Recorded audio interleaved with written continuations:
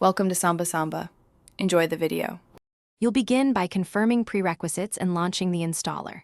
First, check your Mac OS version and available disk space so the installer won't fail. Once done, sign into your Microsoft account and pick the subscription or license you purchased. Make sure to download the Microsoft 365 installer from your account portal, or, for simplicity, open the App Store and locate the official Office apps. Once the download starts, follow the installer prompts to grant permissions and continue. This gets the apps onto your Mac and prepares them to run. You now move into the core installation and configuration steps. Run the installer, and when macOS requests permissions, approve them so Office can install correctly. Then drag the apps into the Applications folder if required.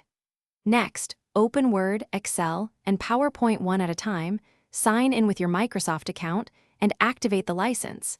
This connects your subscription and unlocks features. Then set default file associations and, if you want continuous backup and versioning, sign into OneDrive and enable auto-save. These steps ensure apps finish by updating and validating functionality so you avoid surprises later. Use Help or the Microsoft Auto Update tool to get the latest patches, then test common tasks. Open templates, print a page, and confirm OneDrive sync to verify everything works. If something goes wrong, try the key troubleshooting step. Sign out of Office, restart your Mac, ensure you're online, then sign back in to force reactivation.